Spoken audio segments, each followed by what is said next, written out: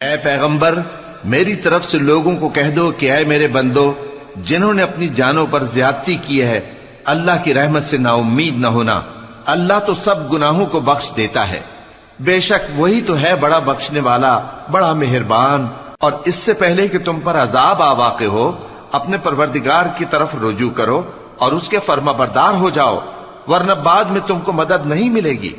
اور اس سے پہلے کہ تم پر ناگہاں عذاب آ جائے اور تم کو خبر بھی نہ ہو اس نہایت اچھی کتاب کی جو تمہارے پروردگار کی طرف سے تمہاری جانب نازل ہوئی ہے پیروی کرو۔ ایسا نہ ہو کہ اس وقت کوئی شخص کہنے لگے کہ ہائے اس کوتاہی پر افسوس ہے جو میں نے اللہ کا حق ماننے میں کی اور میں تو ہنسی ہی کرتا رہا، یا یہ کہنے لگے کہ اگر اللہ مجھ کو ہدایت دیتا تو میں بھی پرہیزگاروں میں ہوتا، یا جب عذاب دیکھ لے تو کہنے لگے کہ اگر مجھے پھر ایک دفعہ دنیا میں جانا ہو تو میں نیکوکاروں میں ہو جاؤں۔ ارشاد ہوگا کیوں نہیں،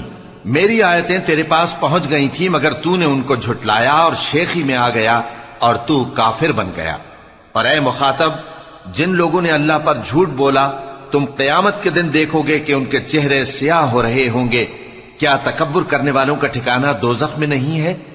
اور جو پرہیزگار ہیں ان کی کامیابی کے سبب اللہ ان کو نجات دے گا، نہ تو ان کو کوئی تکلیف پہنچے گی اور نہ وہ غمناک ہوں گے۔ اللہ ہی ہر چیز کا پیدا کرنے والا ہے اور وہی ہر چیز کا نگراں ہے،